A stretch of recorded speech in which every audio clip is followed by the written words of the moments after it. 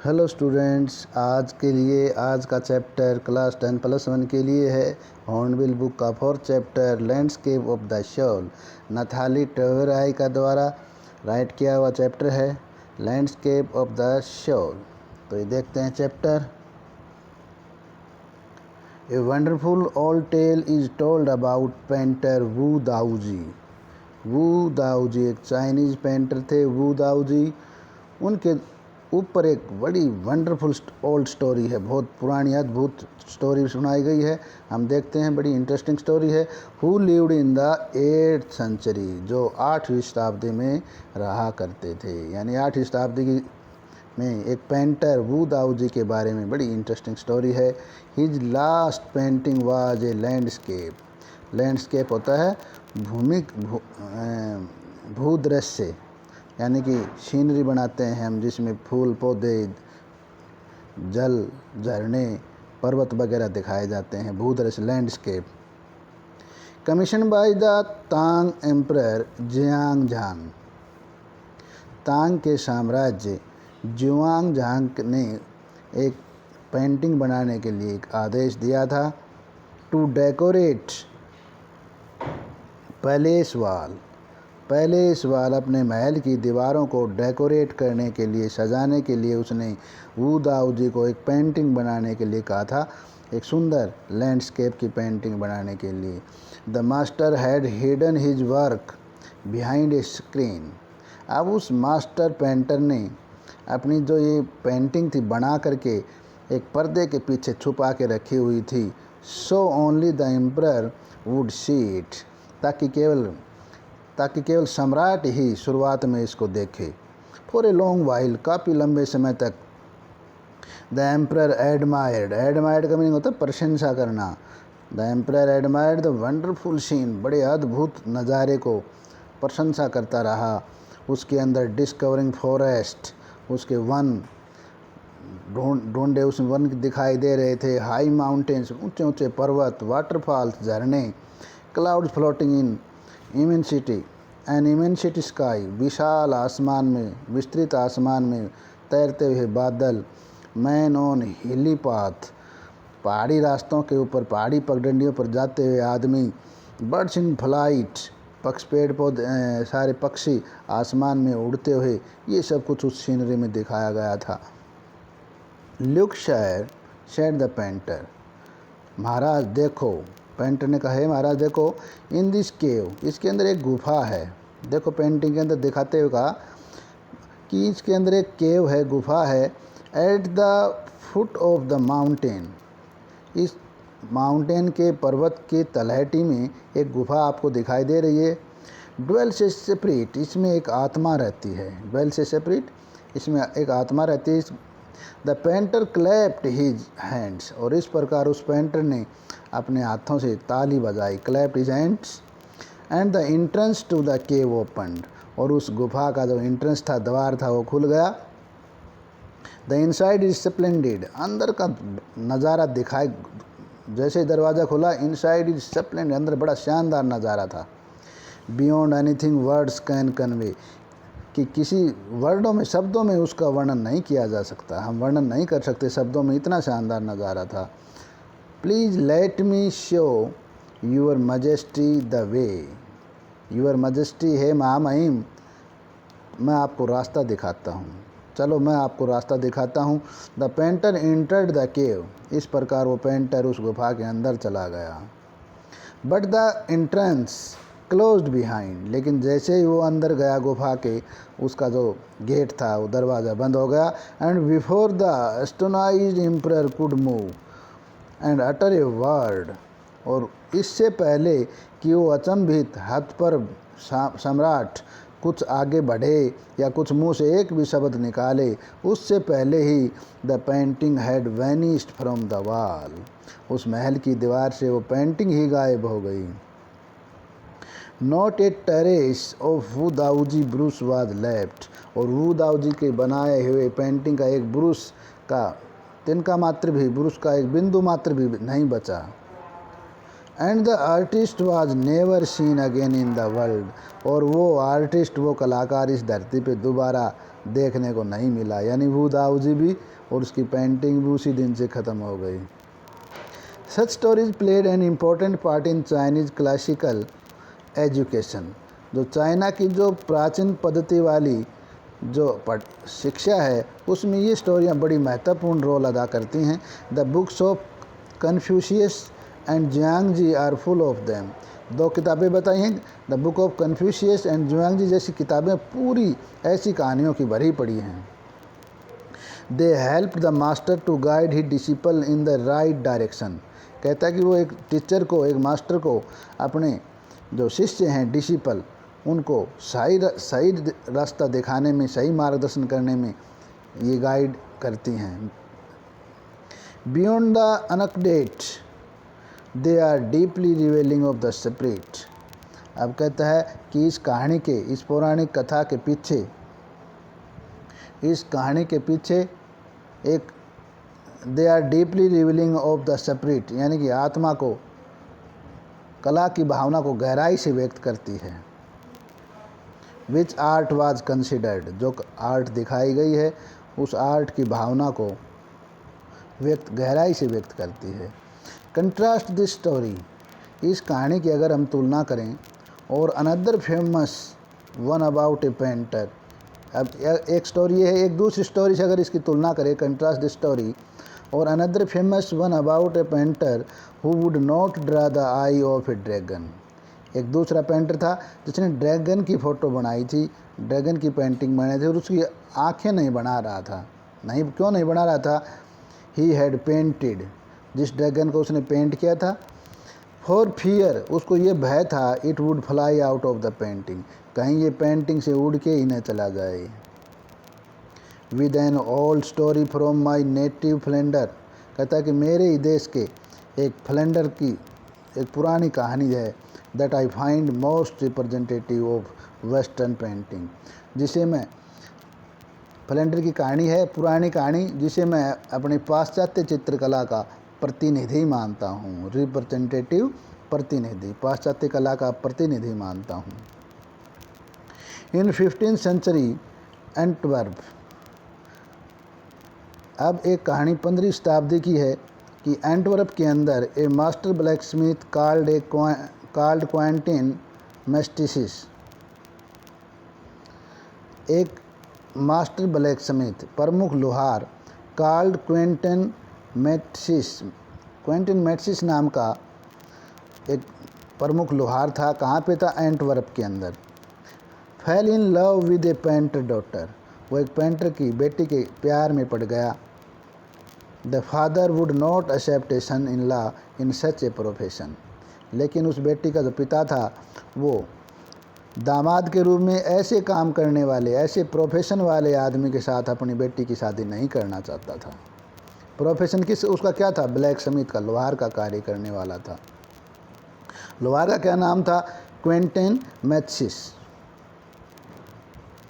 The Quentin sneaked into the painter studio, एक दिन वो क्वेंटिन चुपचाप बिना बताए स्नीक्ड इनटू पेंटर स्टूडियो, उस पेंटर के स्टूडियो के अंदर बिना बताए चुपचाप घुस गया। And painted a fly on his latest panel, और लेटेस्ट पैनल के ऊपर जो ताज़ा चित्रकारी के रूप में उसने एक पेंटिंग, किसकी चीज़ की पेंटिंग बनाई है? फ्लाई, एक मक्खी की पेंटिंग बना दी उसकी दीवार के ऊपर। विद सच डेलिकेट रियलिज्म, इतनी वास्तविकता के साथ, अद्भुत वास्तविकता के साथ, that the master tried to sweat it away, कि उस पेंटर ने, जो मुख्य पेंटर था, मास्टर था, उसने उसको उड़ाने का प्रयास किया। ट्राइड टू स्वेट अवे, उस मक्खी को उड़ाने का प्रयास किया। Before he realised what had happened, इससे पहले कि वो महसूस करे कि क्या हुआ है, उससे पहले उसने उस मक्खी को उड़ाने का प्रयास किया। वो समझ नहीं पाया कि ये रियल मक्खी है कि पेंटिंग है।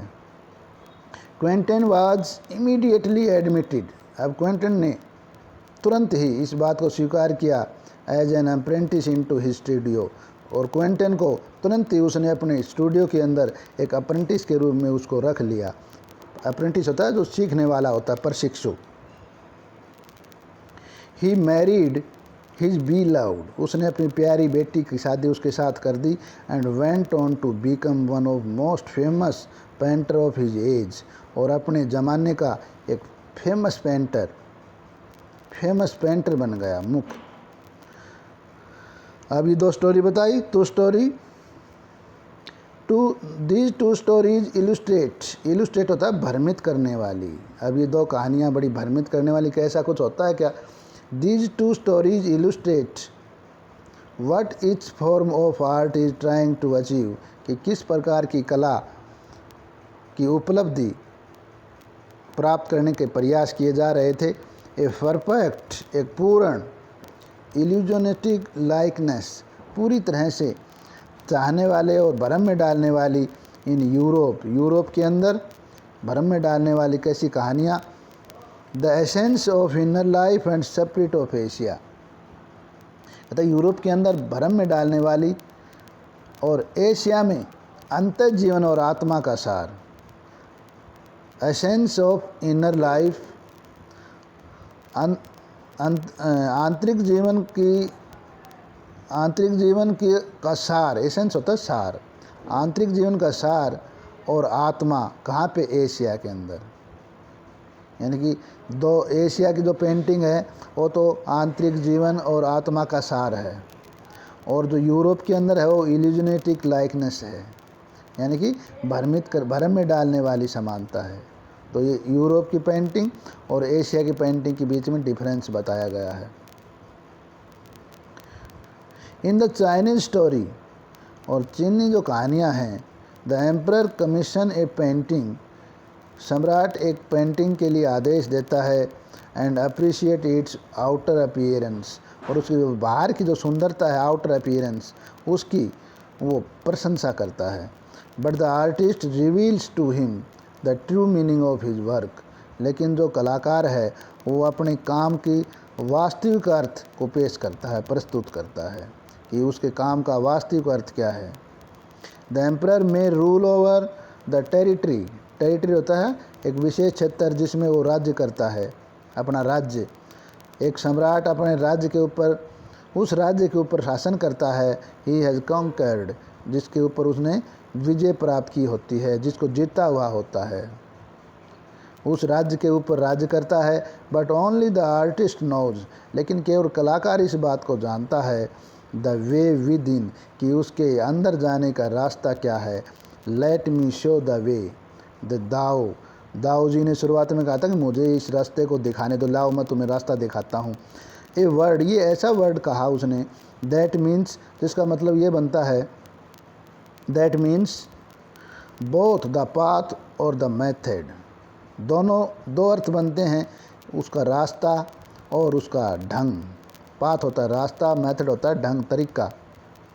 And the mysterious work of the universe, और ब्रह्मांड का बहुत ही रहस्यात्मक, रहस्यात्मक कार्य था ये। द पेंटिंग इज गॉन, उसकी पेंटिंग अब जा चुकी है। But the artist has reached his goal, लेकिन जो कलाकार था उसने अपना गोल, जिस अचीवमेंट को, जिस गोल को वो प्राप्त करना चाहता था, यानी उसका लक्ष्य, अपने लक्ष्य तक आर्टिस्ट पहुंच गया। बियॉन्ड एनी मैटीरियल अपीयरेंस, बिना किसी भौतिक दिखावे के, मैटीरियल अपीयरेंस बिना भौतिक दिखावे के वो उसने अपना लक्ष्य हासिल कर लिया। यानी कलाकार ने अपनी जो प्रसिद्धि और जो कला दिखानी थी वो दिखा दी, लेकिन फ़िलहाल वो मैटीरियल अपीयरेंस में नहीं है, भौतिक रूप से वो उसकी कलाकृति आज नहीं है, वो गायब हो चुकी है, लेकिन उसने अपनी कला तो दिखा चुका था वो। A classical Chinese landscape is not meant to reproduce actual view, कहता है कि जो प्राचीन परंपरागत चाइनीज़ के जो लैंडस्केप हैं, भूदृश्य की जो पेंटिंग बनाई जाती है, is not meant to reproduce an actual view, उसका अर्थ एक वास्तविक दृश्य दिखाना नहीं होता है। As would a western figurative painting, जैसे कि पश्चिम की जो पश्चिमी देशों की जो पेंटिंग है, वेस्टर्न फिगरेटिव पेंटिंग, वो फिगर यानी प्रतीकात्मक पेंटिंगें होती हैं कहाँ की, वेस्टर्न की। और चाइनीज़ वालों ने क्या बताया, is not meant to reproduce an actual view, वो वास्तविक दृश्य प्रस्तुत नहीं करते हैं, करने का उनका अर्थ नहीं है। वेरेज जबकि the European painter wants you to borrow his eyes, European painter चाहता है कि वो अपनी आँखें यानी कि आँखों से वो देख, ये चाहे कि भाई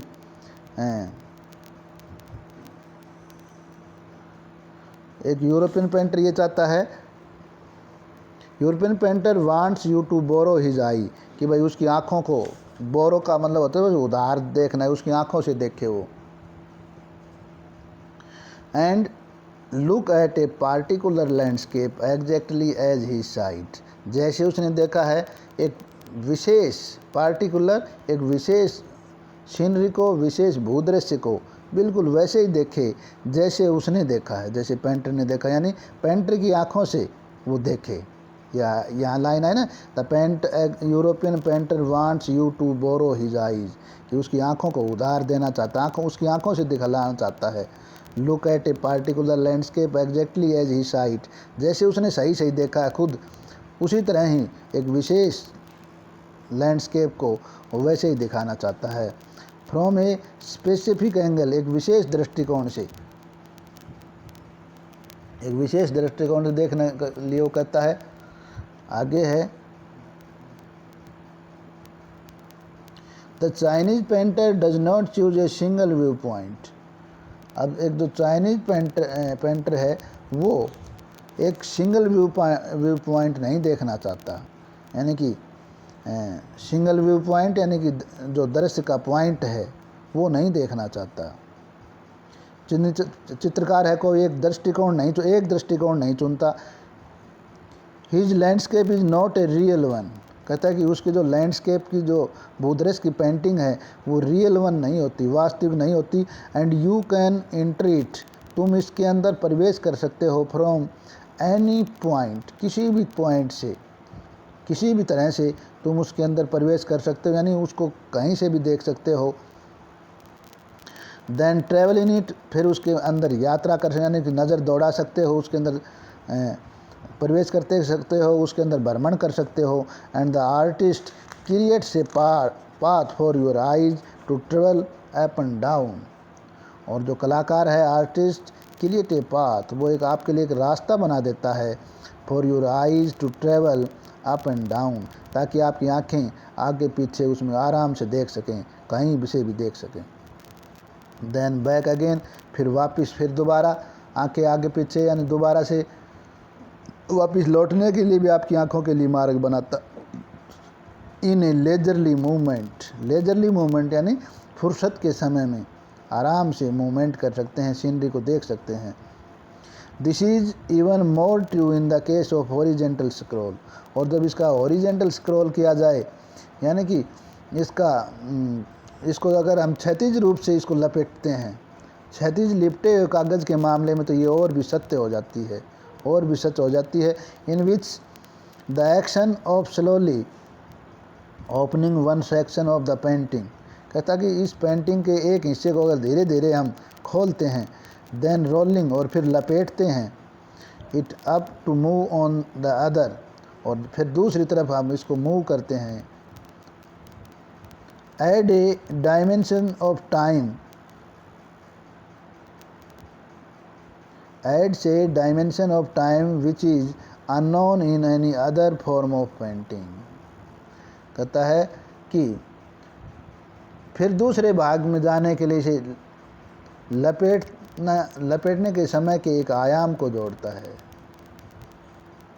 डायमेंशन ऑफ टाइम, लपेटने के समय को, which is unknown in any other form painting, कहता है और किसी भी प्रकार की पेंटिंग में ऐसा नहीं होता है, ऐसा कुछ दिखाई नहीं देता है। It also require the active participation of viewer, it also require the active participation of viewer. अब आगे बताया कि it also require the active participation of viewer. ये कहता है व्यूअर, जो व्यूअर हैं, जो देखने वाले हैं, वो किसी भी एक्टिव पार्टिसिपेशन, जो बहुत ही एक्टिव लोग हैं। ये चित्र किस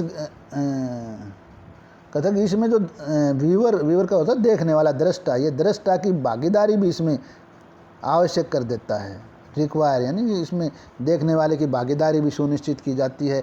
who decided at what pace, who decide जो कि ये फैसला करता है, at what pace he will travel through the painting, कि वो इस पेंटिंग में किस गति से इसके अंदर ट्रेवल करेगा, यानी किस गति से इसको आराम से देखेगा।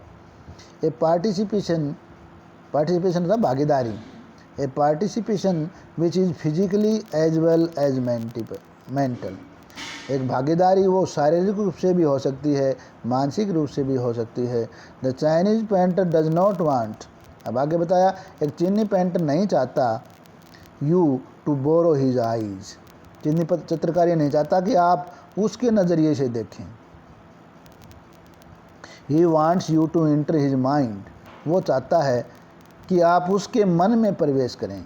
The landscape is an inner one, और कहता है कि जो भूदृश्य है वो एक आंतरिक है, ए स्पिरिचुअल, एक आध्यात्मिक है, एंड कंसेप्शनल स्पेस, और वैचारिक क्षेत्र है।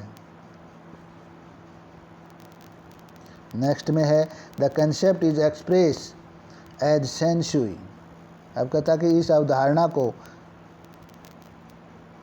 The concept is express as shanshui literally mountain water.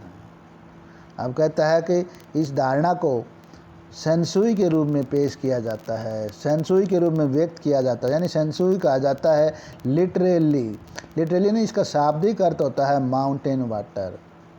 Sansui का अर्थ, शाब्दिक अर्थ क्या हो गया, माउंटेन वाटर, यानी पर्वतीय पानी। विच use together represent the word landscape. आगे बताया, जिसे एक साथ प्रयोग करने पर यह भूदृश्य को रिप्रेजेंट करता है, पेश करता है, लैंडस्केप को पेश करता है। More than 2 elements of an image, एक तस्वीर के 2 से अधिक तत्व, दीज रिप्रेजेंट 2 कंप्लीमेंट्री पोल्स, और 2 से अधिक इसके तत्व हैं, वो 2 पूरक ध्रुव के प्रतीक होते हैं। कंप्लीमेंट्री पोल्स, पूरक ध्रुव, 2 पूरक ध्रुव के रिप्रेजेंट पेश करते हैं। Reflecting the Daoist view, दाओस्ट view यानी दाओवादी नज़रिए को की इसमें छाप दिखाई देती है। Reflecting the Daoist view of the universe, ब्रह्मांड के दाओवादी नज़रिए की इसमें परछाई दिखाई देती है, छाप दिखाई देती है। ये उसने बताया माउंटेन वाटर क्या होता है सेंसुई के बारे में।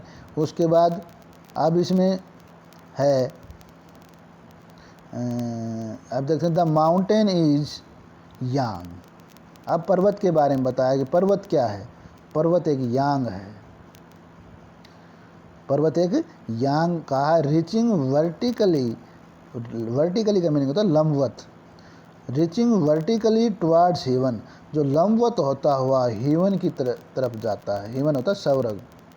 पर्वत क्या है, व्हाट इज पर्वत, what is mountain, mountain is ये यांग, रीचिंग वर्टिकली टुवर्ड्स हेवन, जो लंबवत होते हुए लंबवत रूप से हेवन की ओर, हमें स्वर्ग की ओर ले जाते हैं। स्टेबल, वो बिल्कुल स्टेबल हैं, स्थिर हैं एक जगह पर। वार्म, गर्म हैं।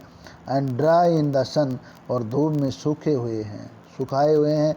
वाइल द वाटर इज यीन, जबकि पानी है वो यीन है।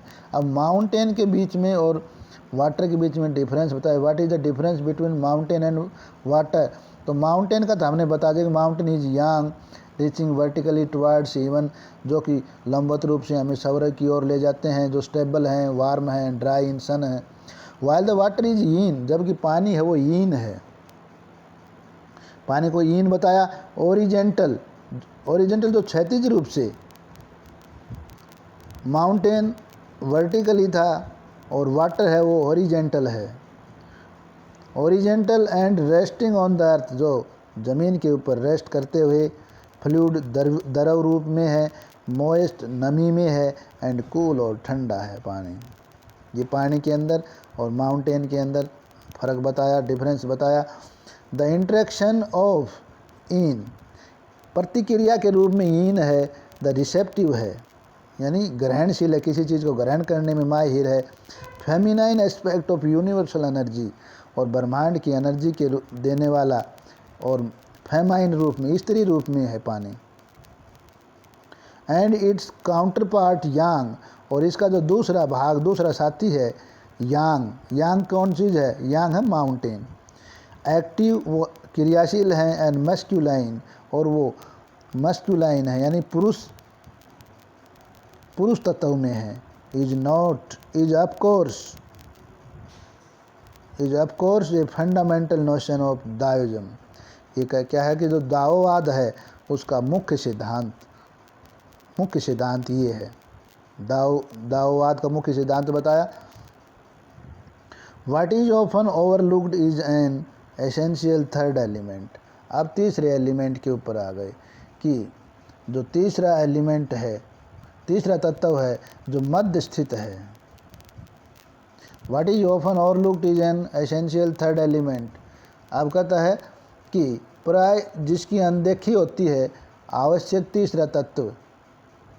व्हाट इज ऑफन ओवरलुक्ड, यानी उसकी अनदेखी होती है, उसके ऊपर कोई नज़र नहीं देता। ओवरलुक्ड इज एन एसेंशियल, वो बड़ा एसेंशियल थर्ड एलिमेंट, बड़ा महत्वपूर्ण होता है वो थर्ड एलिमेंट है। क्या है वो third element? The middle void, मध्य शून्य, जो हमारी दोनों आँखों के बीच में और नाक के बिल्कुल ऊपर जो मध्य शून्य होता है। Where there interaction takes place, जहाँ उनकी इंटरेक्शन होता है, जहाँ की प्रतिक्रिया वहाँ होती है। This can be compared with the yogic practice of pranayama. कहता है यहाँ पर जो प्राणायाम में योग का जो अभ्यास है उसके द्वारा इसकी तुलना की जाती है। योग के अभ्यास के द्वारा इसकी, यानी कि इसकी तुलना प्राणायाम के योग अभ्यास से की जाती है। ब्रेथ इन, इसमें सांस अंदर लिया जाता है। रिटेन, फिर सांस रोका जाता है। ब्रेथ आउट, फिर सांस छोड़ा जाता है। The suspension of breath is the void. और आगे क्या बताया कि जो श्वास को थामना ही वॉइड है। वॉइड माने void, what is void? Void क्या है? शून्य क्या है? द सस्पेंशन ऑफ ब्रेथ, सांस को रोकना।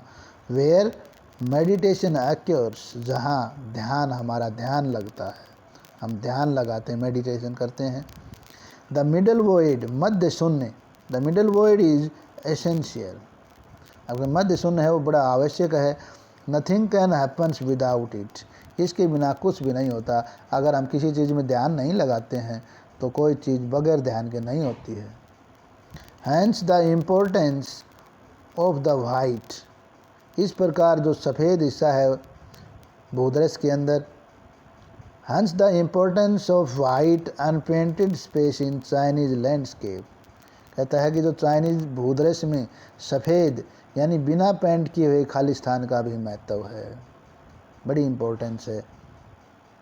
पेंटिंग के अंदर अगर सफ़ेद और खाली स्थान है तो वो भी महत्वपूर्ण बात है, उसका भी कुछ विशेष मकसद होता है।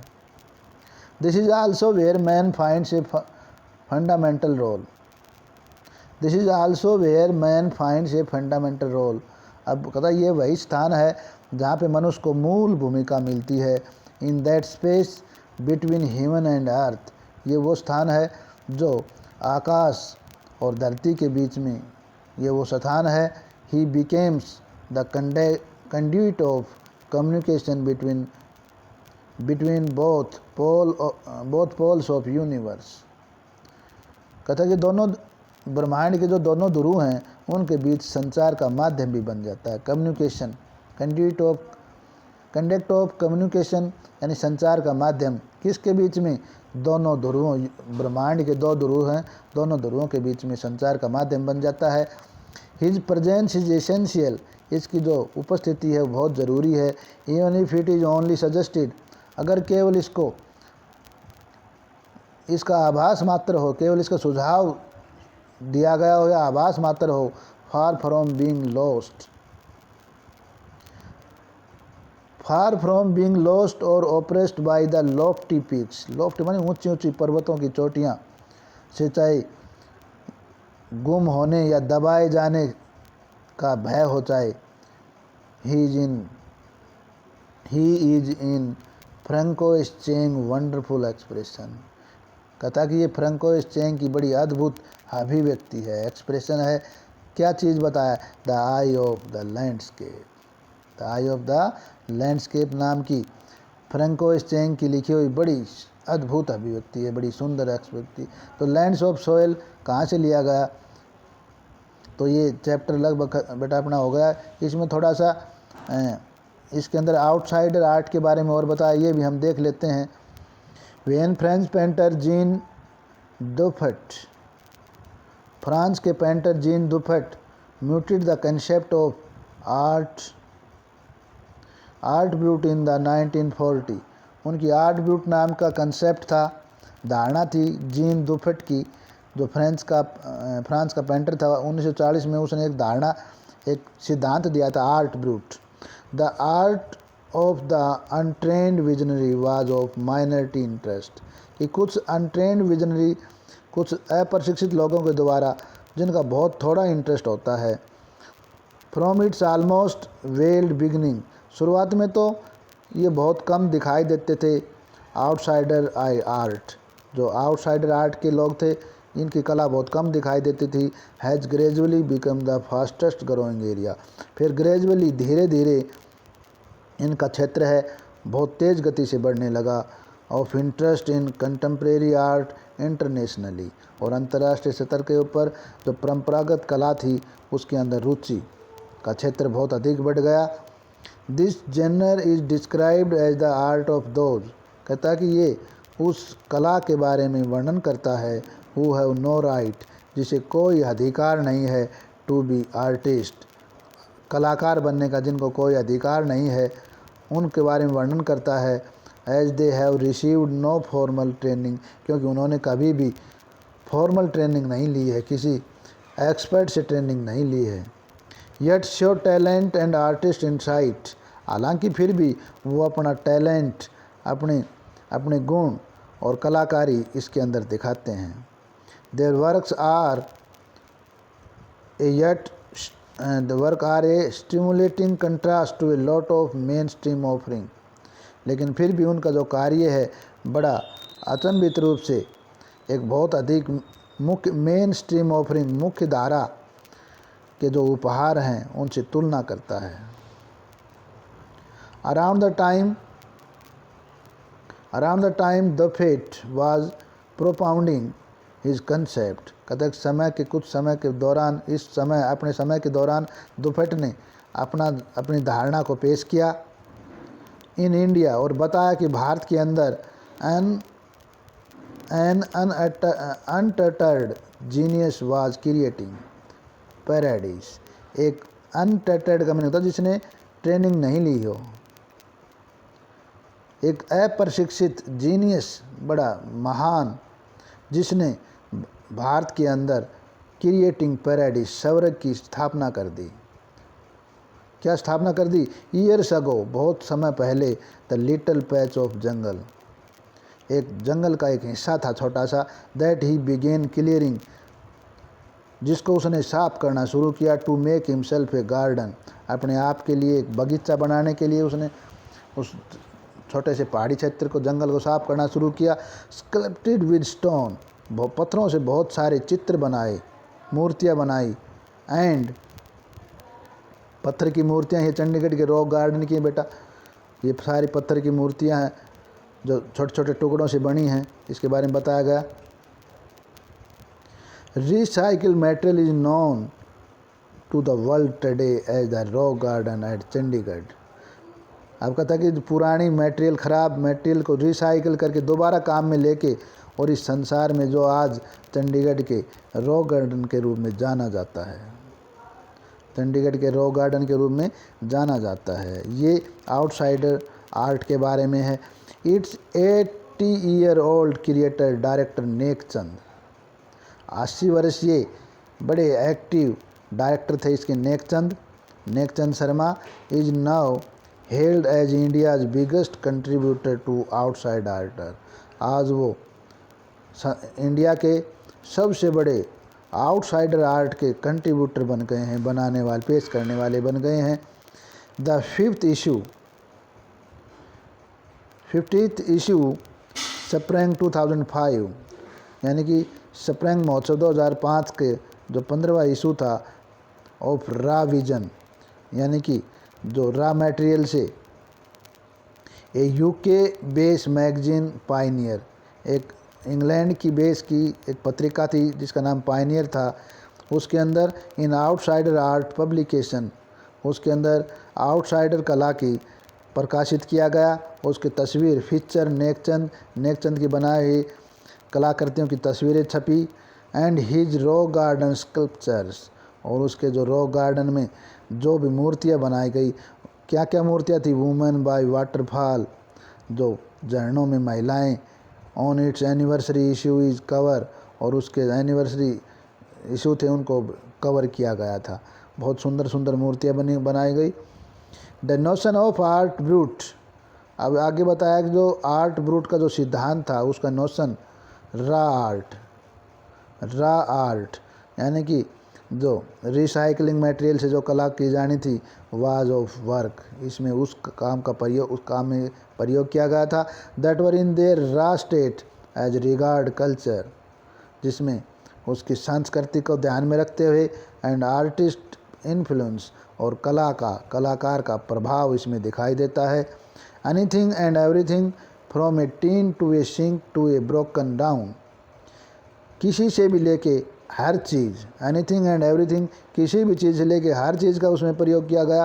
फ्रॉम ए टीन, एक टीन से लेके टू ए सिंक, चाहे बाथरूम का सिंक हो, ब्रोकन डाउन कार या फिर कार का टूटा हुआ शीशे का टुकड़ा हो, कप प्लेट कुछ भी हो, could be material for a work of art, इस कला के काम में उसने एक मटेरियल बना लिया। हर अपनी सामग्री में क्या क्या चीज़ यूज करी उसने, चाहे टूटे हुए टीन के टुकड़ा था, सिंक का टुकड़ा था, और कार का हिस्सा था कोई टूटा हुआ, कप प्लेट थे, कुछ भी था, उसने हर चीज़ को उसमें मटेरियल के रूप में प्रयोग किया। Something Nekchand has taken to dizzying height, और फिर नेकचंद शर्मा को एक उस ऊंचाई पर पहुंचा दिया। रिकग्नाइजिंग हिज आर्ट एज, उसकी आर्ट को, उसकी कला को वो पहचान मिली। An outstanding testimony of the difference a single man can make when he lives his dream, और एक उस अंतर को दिखाया गया कि एक अकेला आदमी किस प्रकार अपने सपनों में जीत सकता है। The Swiss commission for UNESCO will be honouring him, Switzerland के जो कमीशन थे जो यूनेस्को के लिए काम करता था, उसने उनको सम्मानित किया। By way of European exposition of his work, जो उसने यूरोप के प्रदर्शन के आधार पर उन्होंने काम किया था। द 5 मंथ इंटरेक्टिव शो, 5 महीने के जो बड़ा आकर्षक शो चला, रियलम ऑफ नेकचंद की वास्तविकता, beginning October will be held at, जो अक्टूबर महीने से शुरुआत होके will be held at leading museum in Switzerland, जो स्विट्ज़रलैंड के म्यूजियम में इसका उस महोत्सव को वो महोत्सव मनाया गया। बेल्जियम, फ्रांस, इटली, इसके अलावा बेल्जियम के अंदर, फ्रांस और इटली के अंदर the biggest reward is walking through the garden, इस बड़े गार्डन के अंदर, रॉक गार्डन का बड़ा उनको पुरस्कृत किया गया इन देशों के अंदर। And seeing people enjoy my creation, Nek Chand says, Nek Chand ने कहा कि लोगों ने मेरी इस क्रिएशन को, मेरे कार्य को लोगों ने देखा है। और ये हिंदुस्तान टाइम 28 अगस्त 2005 में छपी हुई ब्रिंडा सूरी की रिपोर्ट थी, हिंदुस्तान टाइम्स की, वो ये रिपोर्ट दी गई है आउटसाइड आर्ट के बारे में। तो ये बेटा अपना चैप्टर ख़त्म हुआ, कैसा लगा मेरे को ज़रूर बताना कमेंट में। मैं उम्मीद करता हूँ कि आपको समझ में आया होगा, फिर भी और तो रिपीट भी कर सकते हैं। और अभी तक जिसने मेरा यूट्यूब चैनल अगर आपने सब्सक्राइब नहीं किया तो बेटा सब्सक्राइब भी कर लेना, ताकि आपको सही टाइम पे नोटिफिकेशन मिल सके। Thank you.